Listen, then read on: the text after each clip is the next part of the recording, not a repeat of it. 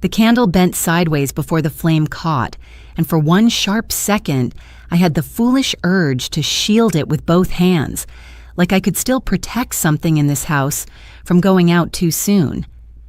I stood there in my daughter's room with a little white cake balanced on the dresser, the wick finally burning steady, and the silence around me felt so practiced it made my chest ache. Not loud ache, not the kind that throws a woman to the floor, the kind that learns your habits and lives in them, the kind that waits beside folded blankets, unopened curtains, and a bed no child had slept in for over a year. Layla would have turned 13 that morning. I still set the cake down the same way every year. Small, plain, one candle, no singing. I had learned early that grief hated performance. It preferred ritual. Then her room looked exactly as she had left it the week she disappeared on her way home from school. Books lined up crooked on the shelf, the framed photo from her school recital angled slightly inward. The pale yellow sweater she used to claim was too grown for her, still hanging behind the closet door. I had not touched any of it. I told people it was because I believed she was coming back. The truth was uglier than that. Some part of me had been too afraid that if I moved one thing, I would be admitting she belonged to memory now. I lit the candle and watched the flame shake once before settling. "Happy birthday, baby," I said, and even to my own ears my voice sounded careful, managed, like I was trying not to wake something sleeping inside me. Preston had already left for the farm before sunrise. He had kissed my cheek in the kitchen. I told me he was going to be busy out on the far field most of the morning and asked if I wanted anything brought back from town later. His tone had been easy, familiar, the tone of a man who had spent years learning how to move through a marriage without disturbing the furniture of it. I stared at the candle another minute, then blew it out before the wax could run too far. That was when the thought came back. Go to the farm. Not because he asked me to. Preston rarely asked me to come there anymore. In the early years of our marriage, he used to mention it now and then, lightly, almost politely. Over time, that changed. He never forbade it. Men like him know better than to leave fingerprints on control. He just made it easier not to come. Too hot out there. Too dusty. Nothing for you to do but get bored. You hate the smell after it rains. To stay in town where you're comfortable. He said those things with a smile, and after enough years, a woman can start mistaking exclusion for consideration. I almost didn't go. That should have been enough. Instead, I took one last look around Layla's room, picked up my keys, and walked out before I could argue with myself. The drive should have taken 40 minutes. It felt like twice that. I kept the radio off. The road stretched ahead of me in long, dry ribbons, and every mile seemed to strip something warm out of the morning. By the time I turned onto the private road leading to the farmhouse, the unease had settled low in my stomach with a weight I could not explain. No workers, no tractor noise, no cattle shifting in the distance, no insects buzzing against the heat. Even the wind felt absent, alike the property had been placed under glass. My name is Thelma Varell, and if you're listening to me right now, tell me what time it is, where you are. Maybe it's late. Maybe you should be asleep. I only know that if you've ever kept peace in your home by swallowing a feeling you should have respected, then you already know why my hands were tight on that steering wheel by then. I parked near the house and sat for a moment without opening the door. The farmhouse looked exactly as it should have from a distance. Fresh paint, trimmed hedges, clean porch, not one loose board in sight. Maintained, orderly, quiet. Preston's truck was there, parked where it always was when he was working the far end of the field. The engine was cold, but the side gate beyond the house stood open. That stopped me. Preston never left that gate open unless he was moving between sections of the property. I stood there, one hand still on the steering wheel, listening. No machinery, no radio, no distant movement. Just distance itself, stretched wide enough to hide a man in it. I told myself he was out there, that he hadn't heard me pull in, that I had time. When I stepped onto the porch, the boards didn't even creak. I opened the front door and walked inside. The first thing that hit me was not fear. It was the feeling that somebody had prepared the place to be seen. It wasn't just unfamiliar, it felt edited. I stood just inside the doorway with one hand still near the knob, waiting for the room to correct itself. Sometimes a place will look wrong for a second if you arrive carrying too much feeling into it. I told myself that was all this was. On a bad morning. A birthday. An old ache reaching too far into the present. But the longer I stood there, the less the house felt like my husband's farmhouse, and the more it felt like a version of one. Clean enough to pass, careful enough to satisfy a glance, empty in all the places that make a place belong to actual people. The living room held furniture, but no life. The sofa was straight, the cushions centered, the coffee table bare except for a square wooden tray with nothing in it but a coaster and a folded newspaper from 3 days earlier. No reading glasses, no half-drunk coffee, no receipts, no jacket thrown over a chair, not one careless thing. Preston was neat by habit, but not like this. This looked less like discipline and more like removal. I walked farther in. The walls gave me my next answer. No family photos. Not one. Not our wedding picture. Not the framed portrait of Layla at 10, with the missing front tooth she had hated, and I had loved, because it made her smile look honest. Not even an old photograph of Preston with my late husband from back when they still called each other brothers in everything but blood. The walls were decorated. Yes, landscapes. A clock. 2 pieces of metalwork hung with perfect spacing, but nothing personal. Nothing that could accuse a man of belonging to anybody but himself. A strange coldness moved through me then. Not panic, not yet, but the kind of chill that comes when your mind notices something before it lets you name it. I crossed into the kitchen. Same thing. It was spotless, but not in the lived-in way I knew from my own house. My kitchen at home could be tidy and still carry traces of me. And a spoon drying near the sink. Tea bags in the wrong drawer because I was always telling myself I would organize them properly later. Here, everything looked returned. The counters had been wiped too clean. The dish rack was empty. The trash can held almost nothing. I opened the refrigerator and found bottled water, condiments, eggs, a package of deli meat, and fruit that looked too untouched to be close to spoiling. Enough food to suggest use. Not enough signs of meals to prove it. I closed it gently and stood there listening. Still nothing. Not a floorboard overhead. Not a back door shutting in the distance. Not the hum of a television left on in another room. Just the low sound of the refrigerator motor and my own breathing starting to feel too loud. Upstairs, the bedroom was worse. I knew immediately that no woman had been expected there in a long time. The bed was made with military corners, the dresser nearly bare, the closet holding mostly Preston's things with space hanging beside them like a statement. No scarf of mine forgotten on a hook, no slippers tucked under the chair, no lotion bottle, no trace of softness that had not been deliberately chosen for display. It did not look like a room shared by husband and wife. It looked like a room maintained by a man who wanted the appearance of order without the inconvenience of witness. I told myself I was reacting to grief. I told myself Layla's birthday had sharpened every edge in me and made ordinary things feel loaded. That was the explanation I offered my own body as I came back downstairs and noticed the hall off the main room seemed longer than I remembered. 2 doors stood on the left. One opened onto a linen closet. The other, farther down, stayed shut. At the end of the hall sat a heavier door with a newer lock than the rest of the house wore. Storage, I thought. Equipment, maybe. Feed records. Something practical. Something I had no business making dramatic. Still, I noticed I did not remember that lock. To the right of the hall, tucked under a window, was a narrow writing desk I was almost certain had not always been there. It was too elegant for the rest of the farmhouse.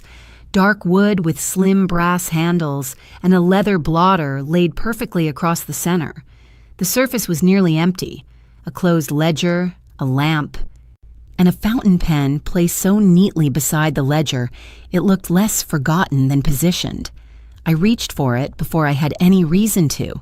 The pen was heavier than I expected, black lacquer with a gold clip cool against my fingers. For 1 second, I only stared at it, because something about it was already scratching at memory before my thumb turned it slightly in the light. Then the engraving caught. Layla Virel. That pen didn't just belong to her, it disappeared the day she did. For a moment I forgot where I was. The desk, the locked door down the hall, the strange emptiness of the house, all of it dropped away, and all I could see was Layla at the dining table, 2 birthdays earlier, elbows planted where I had told her 100 times not to put them, grinning down at a velvet box like her father had just handed her the moon, and he had given it to her on the morning of her 11th birthday. Not Preston, her father. I still remembered the way he had looked the day he brought it home, tired from treatment but determined to sit upright through breakfast because he had decided that sickness was not going to steal ordinary joy from our child before it stole anything else from him. He had the box tucked behind his back when Layla came into the kitchen in her socks, dragging that yellow blanket she had refused to let go of for years. When he told her to close her eyes, she cheated and peeked through one lid. He pretended not to notice. That was his way, gentle enough to let a child keep her little dishonesty if it made her happy. "It's too grown for me," she had said first, because the pen was black and gold and serious looking. I'd the kind of thing adults keep in breast pockets and sign hard documents with. "You'll grow into it," he told her. He had already had her name engraved on it. Layla Virel, clean lettering, elegant, permanent. She turned it over 3 times in her hand, then asked if that meant nobody else could steal it because it had her name on it. He laughed so softly then. I heard that laugh in my sleep for months after he died. By afternoon, she was using the pen to sign the bottom of a birthday card she had made for him, pressing too hard because she was still learning how fountain pens moved. Ink smudged across the side of her hand. He kissed the top of her head and told her important things left a mark. The day she vanished, that pen vanished too. And I remembered noticing, because I had gone into her room that first night after the police left, and the house had turned into the kind of place where people lowered their voices even when they were alone. Her backpack had been recovered. One shoe had not. Her lunch container was missing. The pen case from her dresser drawer stood open and empty. At the time, it meant nothing. Children lose things. Panic sorts value badly. You do not stop a search for your daughter to mourn an object, even an object touched by a dead man's hands. But standing there in that farmhouse with the pen resting in my palm, I felt the shape of the years rearrange themselves inside me. This is not coincidence. I did not say it out loud. I did not need to. My body had already accepted it before my mind finished forming the sentence. And the pen wasn't sitting loose on the desk. It rested inside a shallow groove, fitted, not placed. The wood around it was worn just enough to suggest repetition, not age. Not something someone picked up absent-mindedly, something you either knew or ignored. My fingers hesitated over it, because suddenly it didn't feel like a desk anymore. It felt arranged. My thumb traced the engraving once, lightly, as if touching it too firmly might wake something. The pen was warm now from my hand, heavier than it should have been, not broken, not worn down by a child's use, preserved, kept. A sickness moved through me then, low and cold. I turned it over again and noticed the cap didn't sit quite right. Not visibly wrong, just resistant. Like it was waiting for pressure, not handling. I should have put it down. I should have walked out of the house, got back in my car, and driven straight to wherever panic takes sensible women when their lives stop fitting the story they have been told. Instead, I held the pen, the way Layla used to, pinched between my fingers with too much tenderness, and pressed the cap with my thumb. A soft click answered me. Not from the pen alone, from somewhere beneath the desk. I froze. For one long second, nothing happened, and I nearly convinced myself I had imagined the sound. Then a faint vibration traveled through the wood into my fingertips. Not a rattle. Not the loose tremor of bad construction. Something controlled. Something that had been built to respond. The lamp on the desk gave the slightest shiver. Somewhere to my left, beyond the hall, I heard it. A quiet internal shift. Metal moving against metal. Measured. Deliberate. Like a system waking up after being asked the right question. I turned slowly. At the far end of the hall, the wall beside the locked storage area had begun to move. Not fast, not violently. It slid back with the calm certainty of something that had done this before. My body understood before my mind allowed it to. I did not move at first. I stood in that hallway with the pen still in my hand and watched the wall finish sliding back like it had nothing to hide from me, like it belonged to the house as naturally as any other door. The opening behind it was narrow and dark at first, the light inside so low it did not spill properly into the hall. My feet stayed where they were. My chest did not. My heart had already started beating with the hard, ugly rhythm of something that recognizes danger before the rest of you catches up. The air changed before I stepped closer, stale, closed up, not just unused, but held. I remember that most clearly. Not fear, not shock, the smell. Air that had not been allowed to belong to the world outside. It came through the opening with the faint, dry edge of dust, old fabric, and something medicinal underneath. It was the smell of a place built to keep time from behaving normally. I should have called out. I should have said Layla's name right then. I should have done something loud enough to prove I was still the kind of mother who knew how to break a moment open. Instead, I moved forward in silence, one hand dragging lightly against the wall beside me, like I needed the house itself to confirm I was still upright. And the room was smaller than I expected and deeper than it had any right to be. Not a basement, not a cellar. More like a hidden chamber built into the back structure of the house, narrow and controlled, with one low bed against the far wall, a small sink, a shelf, and a lamp fixed high enough that it cast light downward without warming anything. There were no windows. The walls were finished, painted, maintained. That was what made it worse. This was not panic construction, not something thrown together in a night. Somebody had planned this, measured it, built it to last long enough for forgetting to begin. At first, I did not see her face. I saw knees drawn up under a thin blanket, bare feet, ankles too narrow, a shoulder moving under fabric that hung wrong on the body beneath it. Then the shape on the bed shifted, and the room narrowed down to one impossible thing at the center of it, Layla.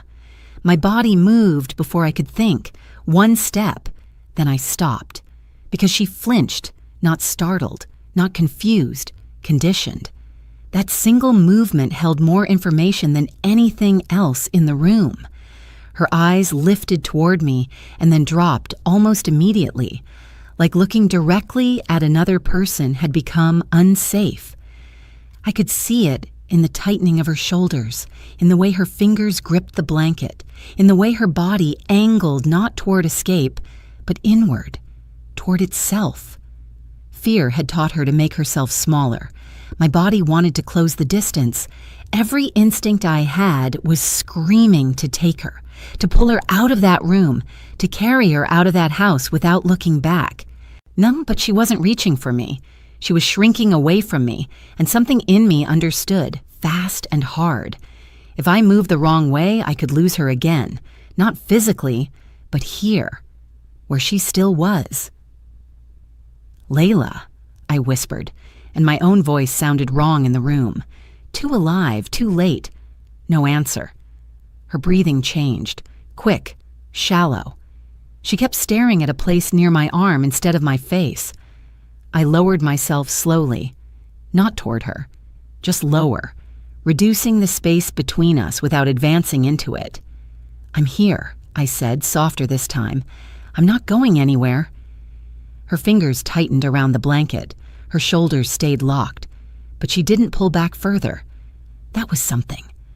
Seconds passed, maybe longer. Time had gone strange. Her eyes lifted once more, met mine for the briefest moment, then slipped away again. Shame lives inside children differently than it does inside grown people. In her, it looked taut. When she finally spoke, it was so soft I almost thought I had imagined it. He said, she swallowed hard, tried again. He said, "You stopped looking." Everything in me went cold. I opened my mouth to answer. And then a sound moved through the house above us. A door, not in the hallway with me. Upstairs, opening. Every instinct told me to grab her. Survival told me not to. That is the part people judge when they have never stood inside a moment that can still get worse. Because the truth is, the second I saw her, I did move. Not forward, but inside myself, fast enough to understand what I was standing in. I saw my daughter, I heard her voice, and in that same breath, I saw the room for what it actually was, not hiding, control. The bed wasn't temporary, the blanket wasn't random, the lamp wasn't placed for comfort, it was placed for visibility, the sink, the shelf, the spacing. Everything had been measured, repeated, maintained. This had not lasted a year by accident. This was a system, and systems don't survive disruption. They punish it. Upstairs, the sound came again, not loud, not rushed, measured. A man moving through a space he believed belonged to him. That was when the second truth settled in, cold and immediate. I was not alone in that house long enough to make a mistake. Layla had already pulled back from me. That mattered more than anything. Her body had not leaned toward me. It had closed in on itself. If I rushed her, if I crossed that space too quickly, if I touched her before she understood what was happening, she could panic. She could cry out. She could do exactly what fear had taught her to do when something changed too fast. And if she made a sound, if anything in that room shifted out of pattern, if he came down those stairs and saw even the smallest difference, then whatever chance I had just found would end in front of me, not later, right there. I saw it clearly, not as fear, as sequence. He built this place to notice change. He would see the blanket moved. He would see the air disturbed. He would see her different. And then he would adapt, move her, hide her deeper, or worse, remove the problem completely. My body wanted to fall beside that bed. My body wanted to take her face in my hands and force the world back into something that made sense. And I wanted to hold her and tell her I had never stopped. Not once. Not in the ways that matter. Not in the parts of me that had gone quiet just to survive. I wanted to pick her up and run, but that would have been about me, not her. I looked at her again. Her eyes were fixed somewhere near the floor, shoulders tight, breath small. Like hope itself had become something dangerous in that room. That nearly broke me. Not her fear, her caution. A child that young should not know how to measure safety before reaching for her own mother. "Don't move," I whispered. And I hated myself the second the words left my mouth because they sounded like him. Her gaze flickered upward, uncertain, searching my face for something she didn't yet trust enough to believe. I forced myself to step back before she could see what was breaking in mine. And this only works if he doesn't know I know. The wall remained open beside me, waiting. Upstairs, the sound came again, closer this time. A shift of weight, wood under pressure, a step placed without hurry. He wasn't running. He didn't need to. That was worse. Panic had to become performance. I backed out of the room slowly, every movement deliberate, controlled, unnatural in its calm. My hand found the pen again, but my fingers no longer felt like mine. For a second, I thought I would drop it. The gold clip flashed between my grip as if it had its own pulse. I pressed where I remembered. The mechanism answered. Soft. Precise. The wall began to slide. Not fast, never fast. Even concealment here had been taught patience. I watched it close, inch by inch, until the opening narrowed, then disappeared, then became nothing at all. A wall. A clean, uninterrupted wall. No seam. No truth. I set the pen back exactly where I had found it. Not near it. Exactly. Because men like him don't check for presence. They check for difference. Then I turned and walked through that house. Steady. Measured. My knees felt unreliable beneath me. My mouth had gone dry enough to hurt. And still, I noticed everything. The shine on the faucet, the stillness of the curtain, the way the air held itself too carefully inside those rooms. The house looked right again. That was the lie. I opened the front door and stepped onto the porch. The world outside had not changed. That offended me. I made it to the car before my body gave out on me. The keys slipped once, hit the side panel, and dropped into the dirt. I stared at them longer than I should have, like I had forgotten what they were for. Then I bent, picked them up, missed the lock twice, got inside, shut the door. My breathing didn't come back. Not fast, not slow. Gone. Like my body had decided air was something it would return to later. I gripped the steering wheel and sat there for a second that felt longer than it was. If I made the wrong move, I wouldn't lose him. I'd lose her again. I started the engine, backed out carefully. Too carefully for a woman whose entire life had just split open, and drove away from the farmhouse with both hands locked in place. But I did not turn toward home. I didn't call the police. I called someone who understood controlled damage. I had already dialed emergency services once and failed them both. That happened less than 5 minutes after I left the farm. I pulled onto the shoulder half a mile down the road because the trees had started bending strangely in my vision, like the world itself had loosened at the edges, and I knew I could not keep driving blind with panic. My hand found my phone before my breathing found rhythm. I pressed the numbers without thinking. When the dispatcher answered, I heard a woman's voice say, "911, what is your emergency?" and opened my mouth to tell her my daughter was alive in a room behind a wall in my husband's farmhouse. Nothing came out, not a scream, not a word, not even her name. I hung up and stared at the screen until it went black.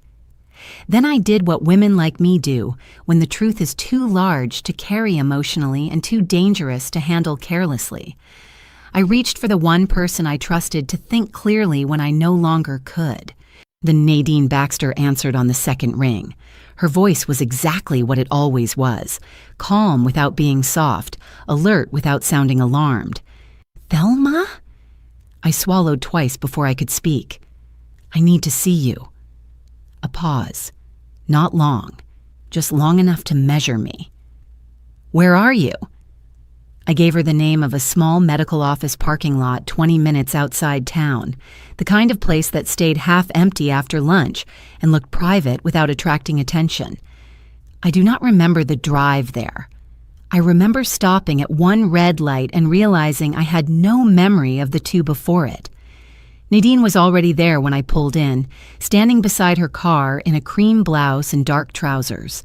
One hand holding her phone, the other resting near the strap of her bag. She did not wave.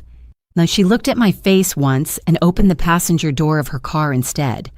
"Come sit where it's cooler," she said. I got in. The leather seat felt too smooth beneath me, too civilized for what I'd just seen. Nadine slid into the driver's seat, shut the door, and let the quiet settle first. She had represented my late husband's estate years ago and stayed close enough afterward to become something rarer than a lawyer, Someone who knew what money did to people when grief loosened the hinges of a family. She was not warm in the ordinary sense. She was reliable. There are times in a woman's life when that matters more. "What happened?" she asked. I told her. Not beautifully, not in order at first. The farm, the pen, the wall, Layla, the room, the way my child had looked at the floor instead of at me, the upstairs sound, or the closing of the wall, my own cowardice, though Nadine interrupted that word so quickly it cut clean through me. "That was not cowardice," she said. It felt like it. It was containment. I turned to look at her then. She wasn't trying to comfort me. She was naming the thing correctly. That steadied me more than kindness would have. When I finished, she asked only practical questions. Had Preston seen me? No. Did I touch anything besides the pen? The desk edge? Maybe the wall? Did Layla speak? Yes. One sentence. Did the room look temporary? No. Did it look accidental? No. Nadine sat back and exhaled through her nose. Her eyes had changed by then, not wider, not shocked, just sharpened. "If this is what you think it is," she said, "why's we do this right or we don't do it at all?" I pressed both palms against my knees to stop them shaking. "She's in there." "I know." "He could move her." "He could," she said, "which is why panic is not a plan." I stared through the windshield at a faded, handicapped parking sign and tried to stop seeing Layla's wrists. Nadine reached for her phone, then stopped before dialing. "If he built something like that," she said carefully, "then he planned for interruption, which means he may also be watching for it." My head turned slowly toward her. "You mean cameras?" "I mean anything," she said. "Entry points, movement, changes in routine. If uniformed officers show up at that property without preparation and he sees it before they reach her." She didn't finish the sentence. She didn't need to. I felt it land anyway. "She disappears," I said quietly. Nadine held my gaze. Or worse. Silence filled the car. Then she continued, steady and precise. "We don't call this in blind. Not yet." I swallowed. "So we wait?" "No," she said. "We control how this begins." She leaned slightly toward me, voice lowering, not emotional, just exact. "I'm going to bring in someone who knows how to walk into a situation like this without announcing it. Not police yet. Someone who understands surveillance, entry, and containment." I stared at her. "You have someone like that?" "I know people who used to do that kind of work," she said. "And more importantly, I know how to keep this from turning into something he can outrun." My hands tightened together. I already lost a year. "And you will lose the rest of her," she said evenly. If you give him warning." That landed the way it was meant to. Not cruel. Correct. I nodded once. Nadine unlocked her phone again, this time without hesitation. "We build this properly," she said. "Evidence first, control second, then we bring it to the people who can end it clean." She glanced at me one more time, making sure I understood the weight of what came next. "We build a case before we touch him." For the first time, I stopped grieving that day and started investigating it. Nadine did not let me go home with my fear and call it caution. She took me to her office instead. Not the front conference room with the polished table and framed degrees meant to reassure people with ordinary legal trouble. And she led me into the smaller room at the back where she reviewed estate disputes and family claims that had already learned how ugly money could get. There were no windows in that room, just a lamp, a legal pad, 2 glasses of water, and the kind of quiet that forces a woman to hear herself think. "Start from the morning," she said, "not the pain, the sequence." That distinction changed everything. Until then, September 5th had lived inside me like weather. The call from the school, the sirens, the driver bleeding. Layla gone. I remembered it as impact, as collapse. Nadine made me lay it out as movement, time, route, people, decisions.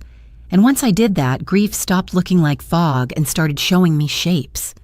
Layla had stayed after school that day for choir practice. That part was ordinary. Did Calvin always pick her up from the side gate because dismissal traffic at the main entrance was a mess by 3:30? He had driven her for nearly 2 years by then. Same sedan, same school route, same timing, unless weather or road work forced a change. Preston had been out of town that week, attending what he called a farm equipment expo 2 states over. I remembered that because he had apologized for missing Layla's piano check-in the night before, and because I had defended him to her when she rolled her eyes and said, "He's always gone when things are boring." At the time, it sounded like a child complaining. Now it sounded like a line I should have held longer. Nadine wrote dates and times while I spoke. Her face stayed neutral, but she circled things quietly. How long from school to home? 23 minutes. Maybe 25 with traffic. And that day?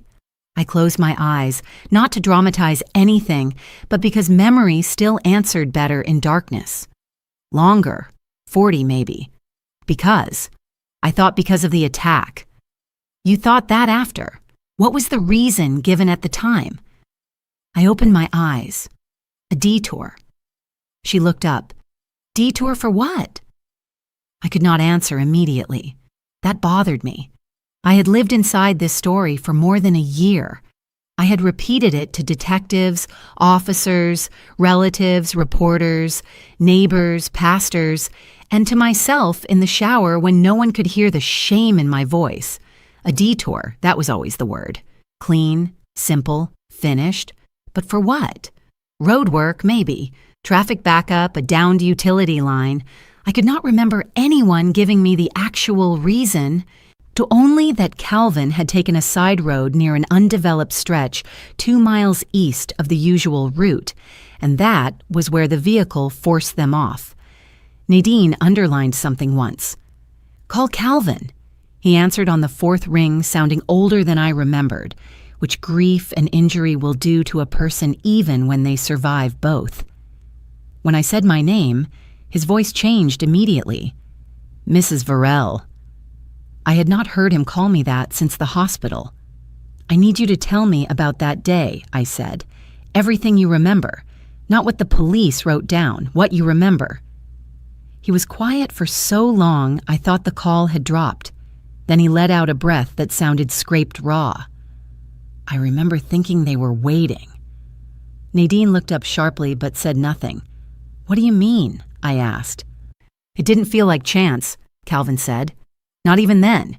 The SUV came in too clean, too direct, like they already knew where we'd be coming from. He paused. And ma'am, I took that side road because I got a call. My grip tightened on the phone. From who? I never knew. Number was blocked. Man said there'd been a wreck ahead and school traffic was backed halfway to the highway. Said he was calling from dispatch.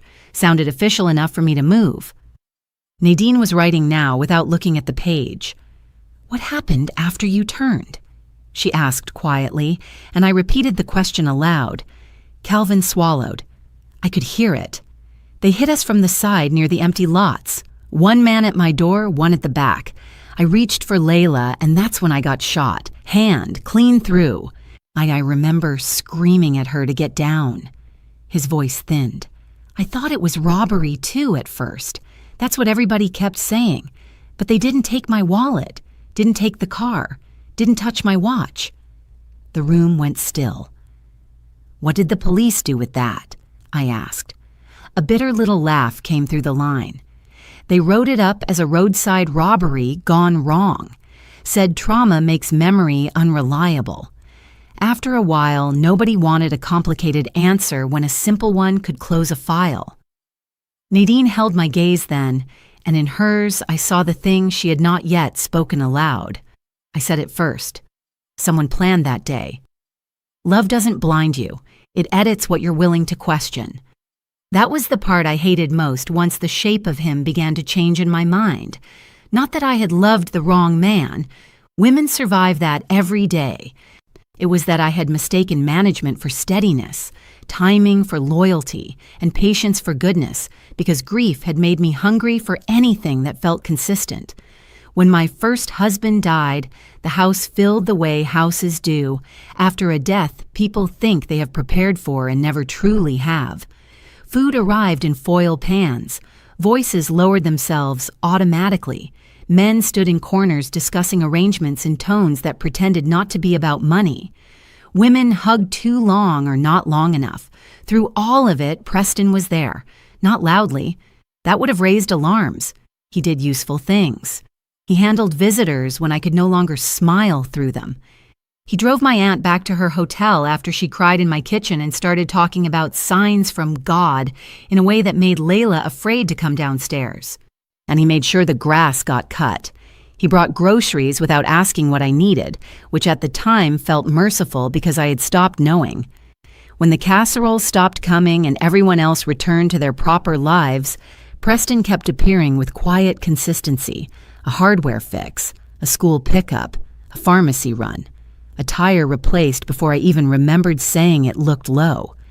Back then, I called it kindness. Sitting in Nadine's office with September 5th spread across legal paper between us, I had to call it something else. Entry. "He was your husband's friend first," Nadine said. "Yes." "How close?" "Close enough to come by without calling, not close enough that I ever imagined—" I stopped there. The sentence did not deserve finishing in that room. Nadine tapped her pen once. "Tell me how he became necessary." There are questions that feel insulting until you realize they are precise. I looked down at my hands. He never asked for much at once. That was true. Men like Preston do not lunge. They arrange. The first year after my husband died, he made himself useful in ways no one could criticize. The second year, he became familiar enough that his presence no longer needed explaining. By the third, Layla called him before I did if something went wrong with the Wi-Fi or the back gate or the battery in the smoke detector outside her room. By the fourth, people had stopped saying his full name when they mentioned him. He had become Preston, like weather, like plumbing, like some fixture of our lives that had always been there. I remembered one Sunday afternoon more clearly than the others because it had felt tender at the time and ugly now. Layla had fallen asleep on the couch after church, still in her little yellow dress, one shoe missing.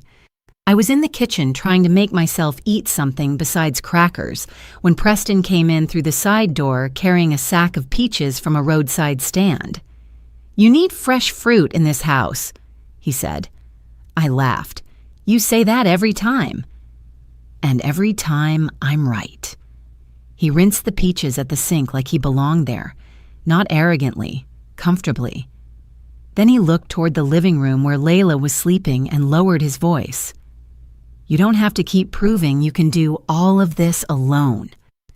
At the time, I nearly cried from gratitude. Now I hear the sentence differently, not as comfort, or as placement. A hand on the frame before the foot crosses the threshold. The farm changed too, once I was inside his life enough to be redirected by it. In the early years, he invited me out there now and then. Sunday lunch on the porch, a drive out to see the property after rain. Nothing heavy, enough to create the impression of openness. But after we married, his language shifted in ways so minor I could have missed them forever if the wall had never opened. "It's too muddy today. You'll ruin your shoes. No point dragging all the way out there for paperwork. You hate the smell after they fertilize. Stay in town. I'll be back by dinner." He always made exclusion sound like care, and I let him. Not because I was foolish, because by then I had already confused relief with trust. And a woman who has buried one husband and is trying to raise a daughter under the shadow of that loss will sometimes accept peace in whatever shape it comes. Preston understood that before I did.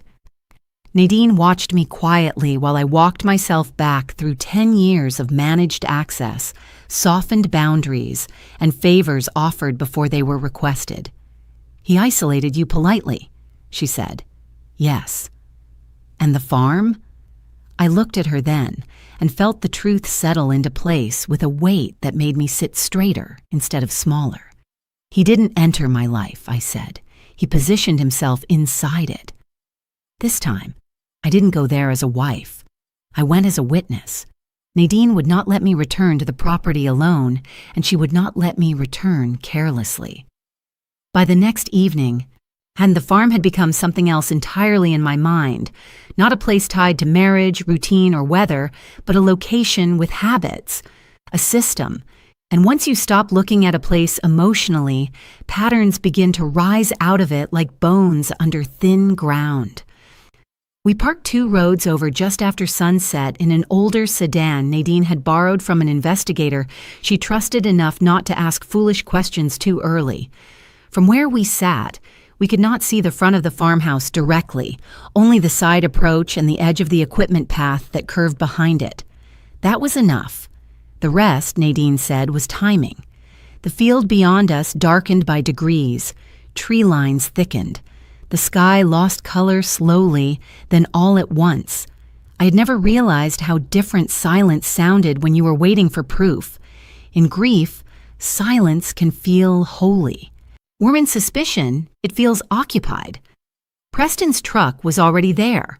For the first hour, nothing happened. Then a light came on near the back section of the house, not in the kitchen, not in the upstairs bedroom, but lower and farther in, where the structure widened toward the storage side. It stayed on for 12 minutes exactly. Nadine checked the time without making a show of it. Then it went dark. 20 minutes later, it came back. "Not normal use," she said softly. I kept my eyes on the house. No. A man living alone on a working farm might move around at odd hours. I knew that. But the movement here did not feel casual. Nothing about Preston felt casual anymore. The light came and went with the rhythm of a task. Not dinner, not restlessness, not absent-minded wandering.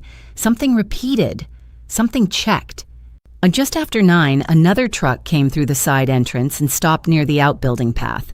A man got out carrying a toolbox in one hand and a paper sack in the other. He was broad-shouldered, maybe late 30s, work boots, cap pulled low. He did not go to the front porch. He headed around the side, disappeared from view for a few minutes, then came back empty-handed. Preston met him only near the truck, never inviting him farther in than necessary. "That's not one of the regular supply men," I said. Nadine watched him leave. "You know his face? I've seen him before, around the property. Not often." The next morning, we got a name.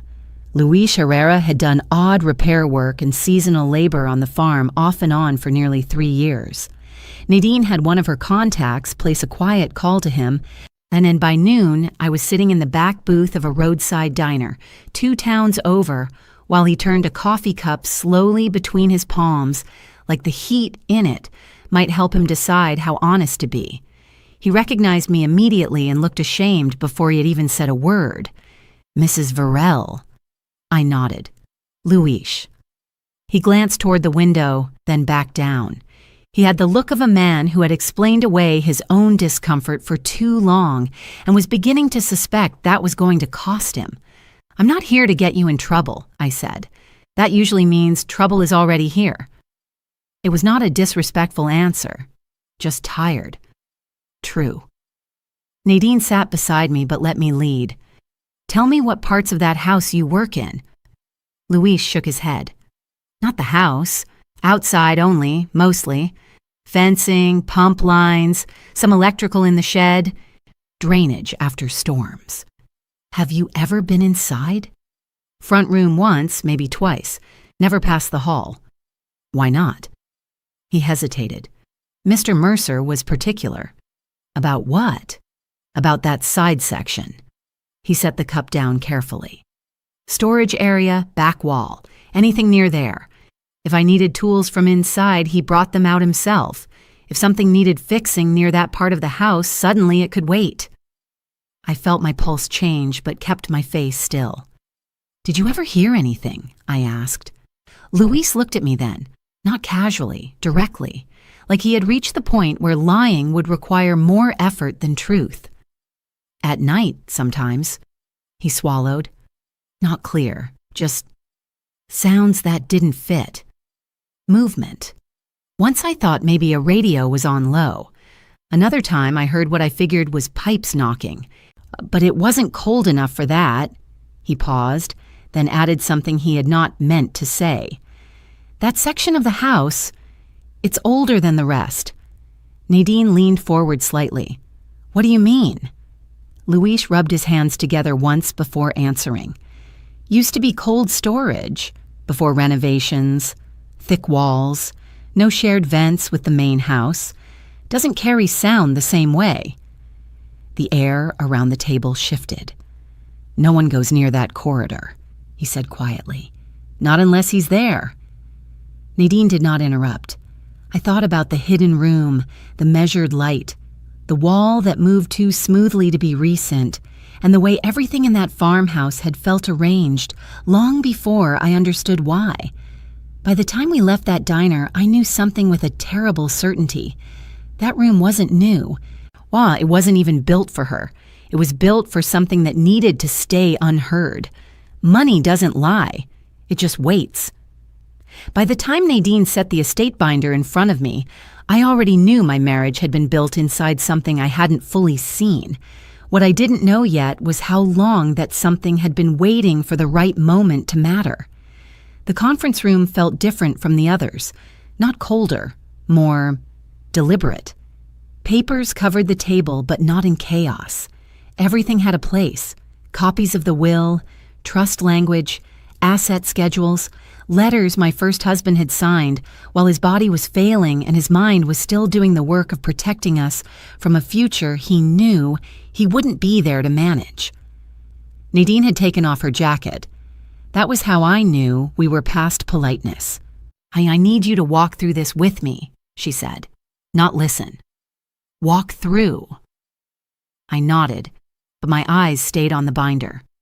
My first husband's name sat on the tab like something that had been waiting years for me to come back and read it properly. Nadine opened it. When your husband died, she said, he didn't leave everything to you outright. I didn't look up. I know, I said. Not exactly how, but I've been living inside it. That's the problem, she said quietly. You've been living inside the result, not the structure. She turned the first page and slid it toward me. Read that line. I leaned forward. Primary control granted to surviving spouse during minority of beneficiary. The words felt familiar without ever having been fully understood. What does that mean? I asked. It means you were allowed to manage everything, she said, not own everything. I sat back slightly. That's a difference I should have noticed. It's a difference most people don't, she said, until someone forces them to. She tapped further down the page. Keep going. I read slower this time. Restricted transfer of protected assets requires beneficiary participation upon majority or certified proof of death. My eyes stopped there. Not skimmed, stopped. I read it again. Then once more. Say it, Nadine said. I looked up at her. He couldn't get full control through me. No, not ever, not without her. The room didn't move. It settled. Everything I had been holding separately, Layla, the farm, the questions he used to ask, the quiet way he watched things, began to line up in a way that didn't ask for interpretation anymore. It explained itself. He was locked out, I said. Yes.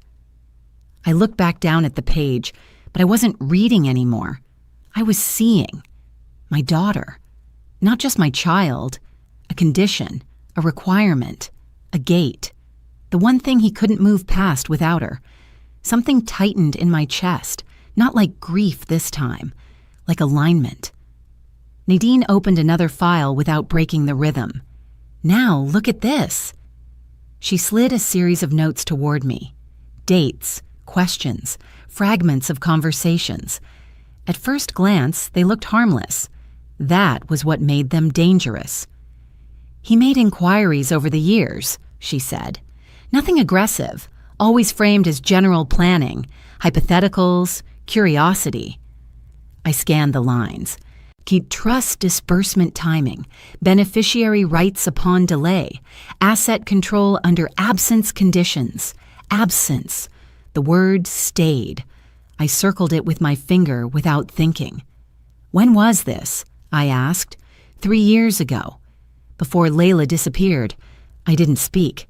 Nadine didn't interrupt. She let me do the work of putting it together. He wasn't asking randomly, I said slowly. No. He was learning the edges. Yes. I leaned back in my chair, but there was no release in it, because now I could see the pattern behind the questions. Not curiosity, positioning.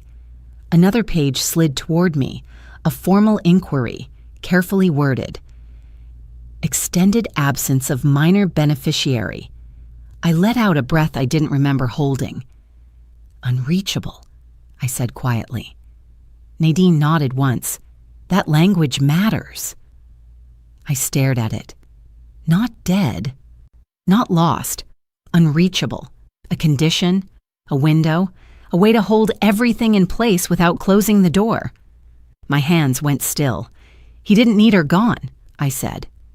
Nadine watched me closely now. No, she said. He needed her unavailable. The word landed heavier. Unavailable meant waiting, meant control, meant time. I looked down at the papers again, but something had already shifted inside me. This wasn't about money anymore, not in the way people like to simplify it. This was about access, and he had spent years studying how to get it. Why keep her alive? I asked. But this time I wasn't asking because I didn't know. I was asking because I needed to hear it said out loud. Because dead is immediate, Nadine said. Missing is useful. I closed my eyes for a second, not to escape it, to let it settle. Because everything in me had wanted this to be messier, jealousy, anger, something impulsive, something I could point to and say there. That's where he broke. But this wasn't breakage. This was patience. I opened my eyes again and looked at the binder, at my husband's careful handwriting preserved in legal language, at the structure he had built to protect us, and the man who had spent years learning how to move around it. He didn't lose control, I said. Nadine didn't answer right away.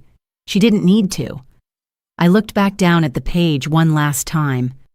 He postponed it. The room went quiet again, but this time it wasn't uncertainty. It was understanding. Cruelty is loud. Control is patient. That was what finally separated Preston from the kind of men people recognize too late but still understand. Well, loud men leave evidence behind. Broken things, raised voices, bruises that force a story into daylight whether anyone wants to tell it or not. Preston left none of that. He built something quieter. We sat with the estate papers open between us, but neither of us was looking at them anymore. The answers were no longer on the page. They were already in the room. I had my phone in my hand, staring at one of Layla's school photos, one of the last proper ones before she vanished. Her hair was braided neatly, her head tilted just slightly, one eyebrow lifted like she was already halfway to questioning whatever adult had just spoken to her. I held the phone too tightly. If he only wanted access, I said, he could have tried to force something through me. Nadine shook her head. Not safely, she said, not with the structure in place. Too many records, too many people who would have had to sign off on it, too many chances for it to be noticed. So he took the one person he couldn't bypass. Yes. The word didn't land hard.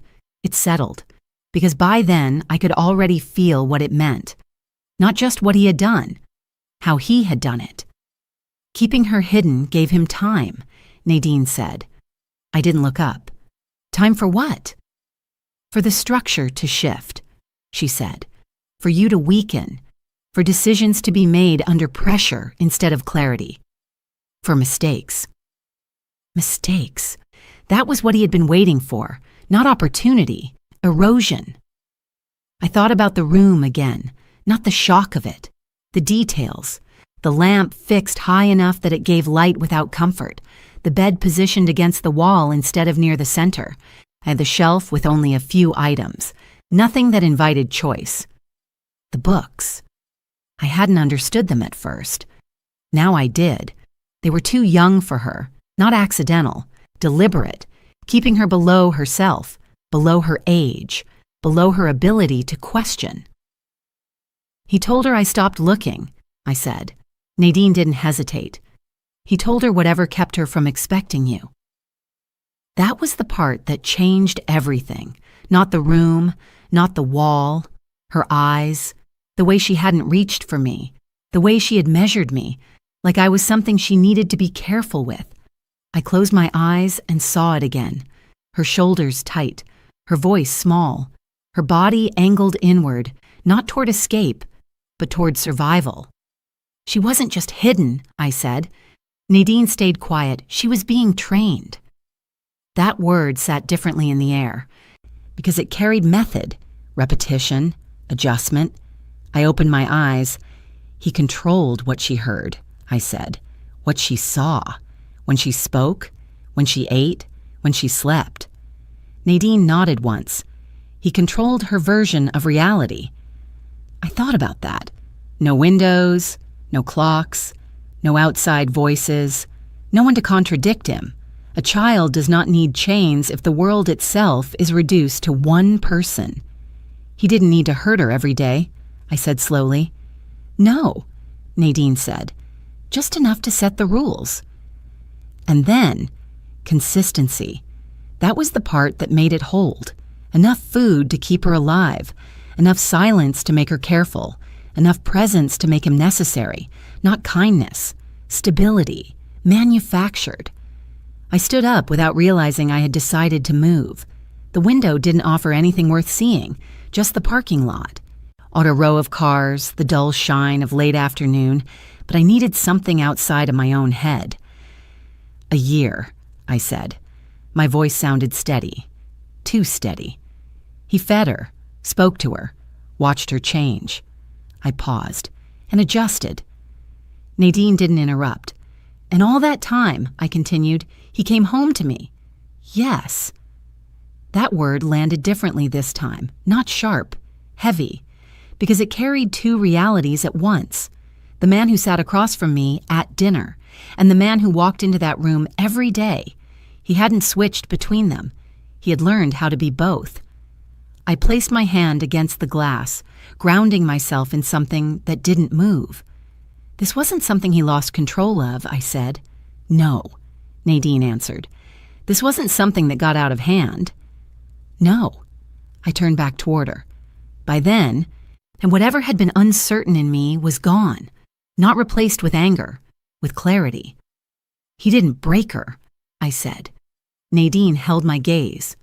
No, she said quietly. He contained her.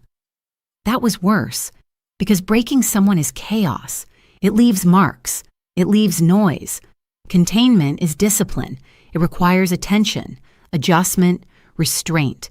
It requires a man willing to watch a child change and decide every day to keep going. I nodded once. This wasn't survival, I said. Nadine didn't look away. No. I let the silence sit for a second longer, then finished it. This was design. The first time, I was a mother. The second time, I was evidence. That difference sat inside my body like a second spine. Nadine did not let the plan breathe long enough to become fear. By the following afternoon, now she had done what precise women do when panic threatens to ruin good judgment. She narrowed the world down to sequence. Preston had a standing pattern on Thursdays. Late morning supply stop, brief return to the farm, then an hour and a half at the south field with 2 equipment men who came twice a month and never entered the house. Nadine had verified that much through calls made in tones that sounded harmless to the people answering them. A retired investigator she trusted drove separately and stayed off the property line. No sirens, no uniforms yet. Not until the room was opened again and documented properly. The house looked exactly the same in daylight as it had the day before.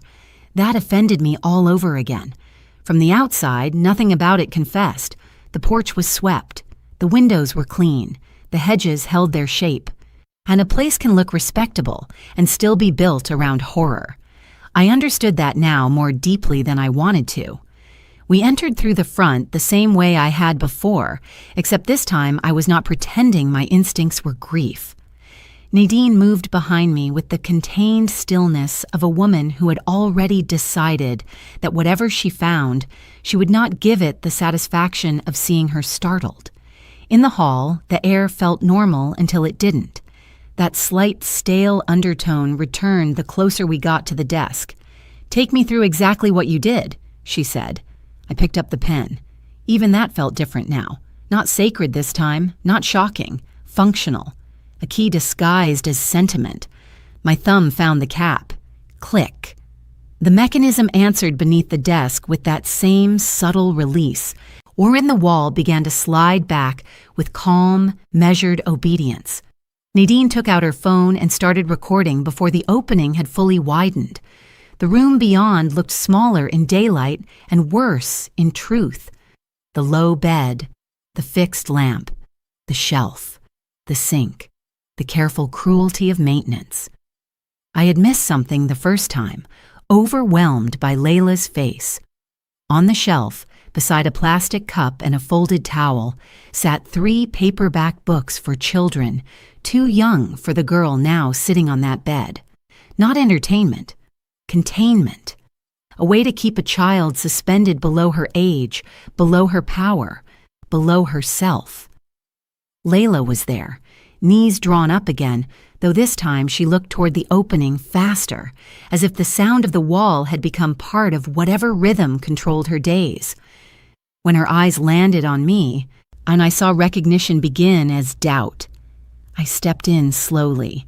No sudden movement, no reaching, no flood of words. I had learned enough by then to understand that love can become another threat if it arrives too quickly in a room built on fear. "It's me," I said softly. "Baby, it's me." Her breathing changed first, then her mouth. Her lower lip trembled once before she pressed it inward hard, like she had learned tears were expensive.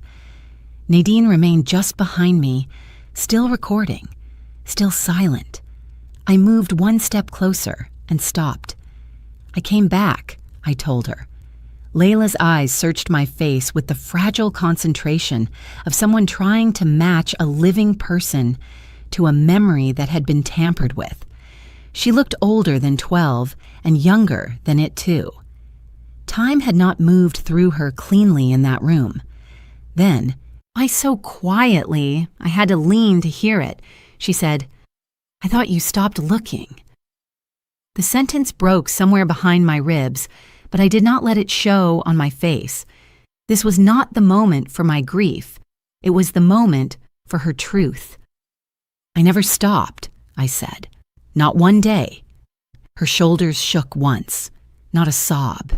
More like her body had forgotten how to trust relief and was trying to reject it before it could do damage.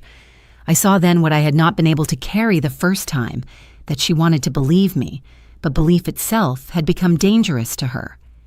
Nadine spoke for the first time, her tone low and even. "Layla, my name is Nadine Baxter. I'm here with your mother. You are safe right now." Right now. Careful words, honest ones. I took another step, and then we all heard it. Footsteps outside. He didn't panic. He observed. That was how I knew, with a clarity colder than fear, that the man I had married had been preparing for consequences longer than I had been preparing for truth. The footsteps stopped just outside the hall. No rushed breath, no dropped tools, no curse under his breath from being interrupted in the middle of some ordinary farm task. Just stillness on the other side of the room, as if Preston Mercer had reached the doorway and immediately understood that the air inside his house had changed. Nadine lowered her phone only slightly, keeping it ready. Behind us, the investigator near the front entry had already moved into position the moment he heard the truck door outside, but no one rushed in yet. That had been part of the plan. Let him enter, let him see, let him choose. Then the first thing I saw was his shadow reaching the hallway before he did. Then Preston stepped into view. He wore the same denim shirt he had left home in that morning, sleeves rolled once at the forearms, a dust mark near one shoulder, boots carrying a faint line of dried dirt across the floorboards. Ordinary. That was the insult of him. A man could hold horror under his roof and still arrive looking like somebody's husband returning from work. His eyes found me first. Not Layla, not Nadine, me. And in that one glance, I watched him start calculating, not denying, not collapsing, measuring. How much did I know? How much had I seen? How many steps had I taken since leaving the farm the day before? Whether the room was still a secret or already a case. He looked at Nadine next, then at the open wall, and then finally into the room where Layla sat rigid on the bed with both hands gripping the blanket. Even then, he did not raise his voice. "Thelma," he said, as if I had wandered somewhere inconvenient. I did not answer. He took 2 slow steps forward. Nadine shifted her stance just enough to make clear he would not pass through her cleanly if he tried. He noticed. Of course he did. Preston noticed everything that mattered to him. His gaze moved once around the hall again. The desk, the pen in my hand, the open chamber, the phone recording. A tiny muscle near his jaw tightened and released. Then, with a calmness so complete it made my skin turn cold, he walked past me toward the wall. I thought, for one wild second, that he might try to shut it. Instead, he reached out and touched the inner edge of the mechanism with the familiarity of a man laying his hand on something he had built into his own daily life. Not lovingly, proprietarily. He looked into the room as if checking whether it was all still there. Then his mouth shifted. Not a smile, never that obvious.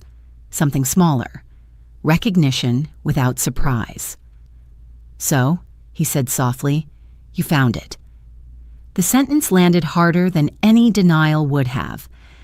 From the front of the house came the sound of movement, firm shoes crossing wood, one voice identifying itself, another following, controlled and official. Only then did Preston straighten fully. He did not turn fast, he did not flinch. He simply removed his hand from the wall and faced the hall like a man preparing to negotiate weather. The 2 officers entered with the investigator behind them. No sirens, no dramatic shouting, just presence. One moved toward Layla's room immediately with careful attention, while the other stayed focused on Preston. "Preston Mercer," the officer said. "Step away from the wall and keep your hands where I can see them." Preston obeyed. That was almost worse. No argument. No sudden performance of outrage. No demand to know what this looked like. He lifted his hands slowly, eyes moving not to the officers, but back to me. In them I saw the same terrible thing I had seen in every chapter of my marriage now rewritten correctly. Not remorse, not fear, but active thought.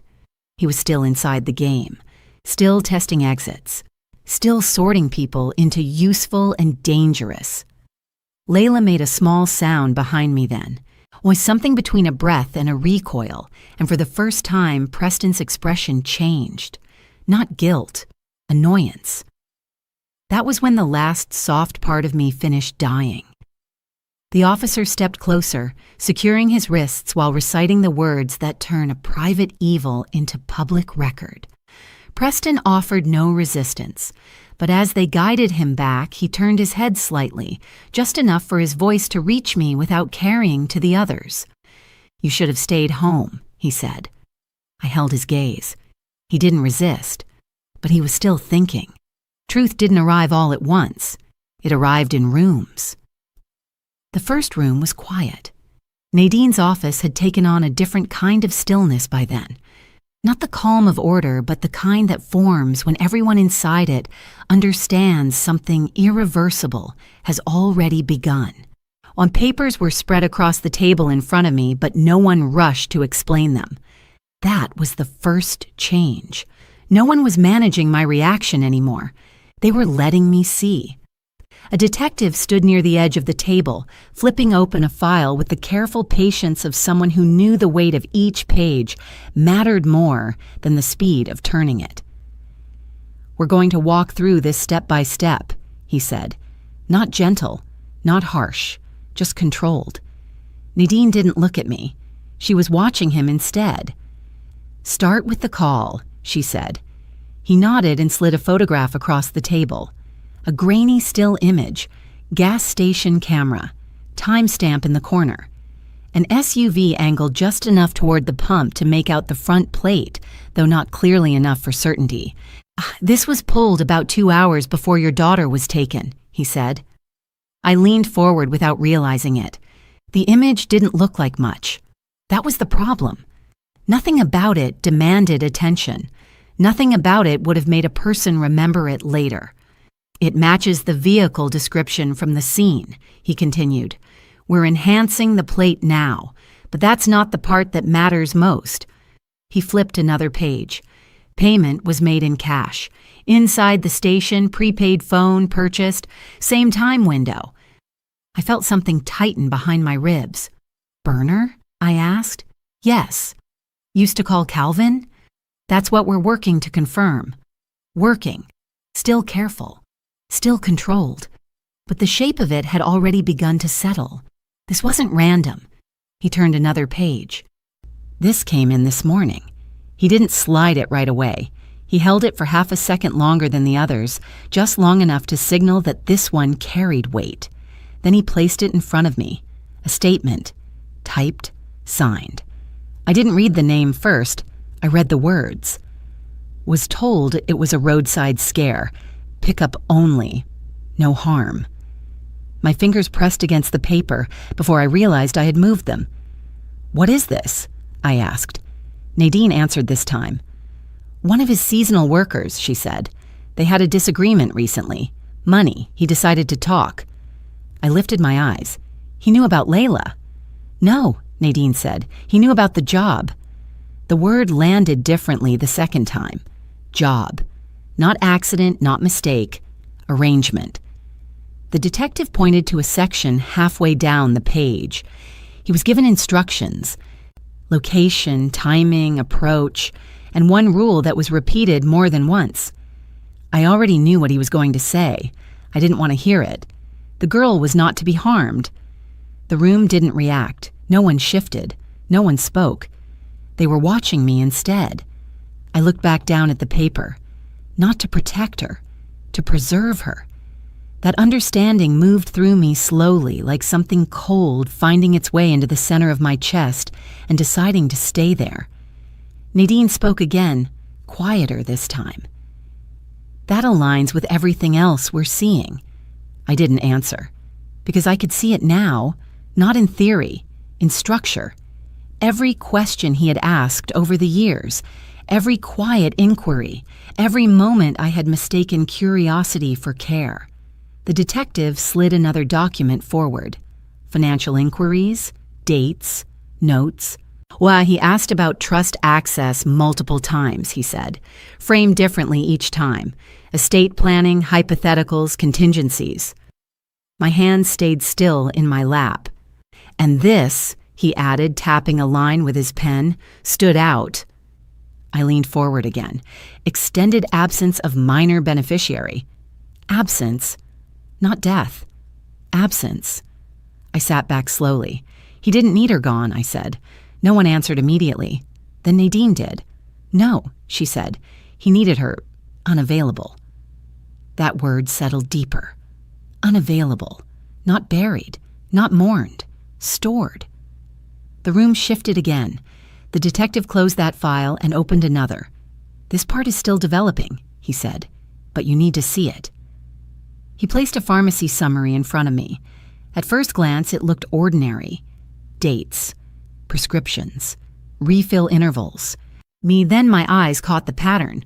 Irregular pickups, not missed, moved. I looked up. "Why am I seeing this?" Nadine held my gaze. "Look at the pickup signatures." I did. The name repeated. Not mine. His, Preston, more than once. The air in the room thinned.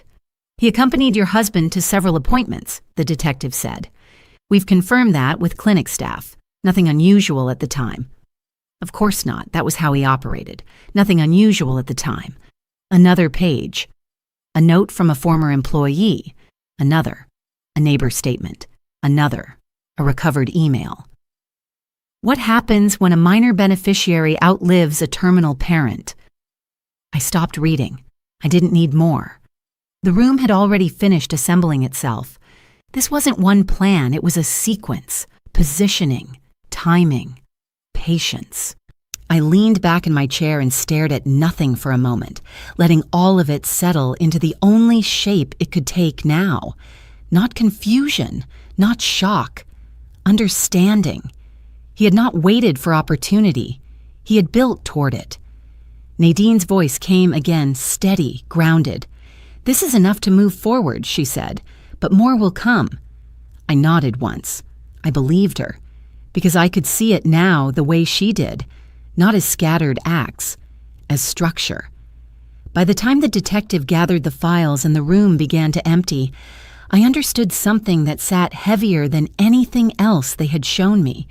He had not simply taken my daughter.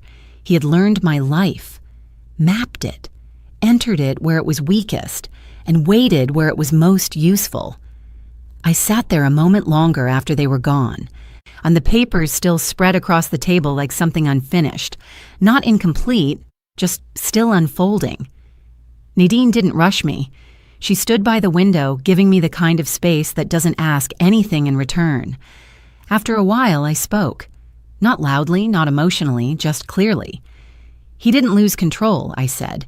She turned her head slightly. "No," she said. I looked down at the documents one last time. He postponed it. Silence settled between us again. Not empty this time, final. Because by then there was only one thing left in the entire room that still mattered. He had planned carefully, but not completely, because the one thing he had not accounted for was being seen. He took years. He didn't take what came after. People like to imagine rescue as a clean line. A door opens, a child is found, to an evil man is removed. The rest in that version is gratitude and tears and arms around each other in bright hospital light. That was not our story. Layla came back to the world slowly, like someone stepping barefoot onto ground she had been warned too long was unsafe. The first week after she was taken from the farmhouse, she spoke only when directly asked something simple, and even then her answers came thin and careful, as if every word still had to pass inspection before it could leave her mouth. She ate in small portions. She startled at ordinary sounds. She did not like closed doors. She did not like sudden movement. She did not like anyone standing over her, even nurses with soft voices and clean hands. At night, she slept in bursts. And sometimes she woke with her whole body rigid and eyes open before she fully understood where she was. I did not ask her for anything she was not ready to give me. That was the first real act of mothering I understood after she was found. Not claiming, not pleading, not trying to repair a year with the violence of love, just staying where she could see me and letting my presence mean only one thing. No one here will force you. Sometimes I sat by the window in her hospital room and read without turning the pages. Sometimes I peeled oranges I knew she would not eat yet, just to fill the room with a smell that belonged to ordinary life. Once, on the 5th day, she asked for water before the nurse came in, and the fact that she had asked me directly broke my heart more tenderly than any crying could have. Recovery did not arrive as closeness.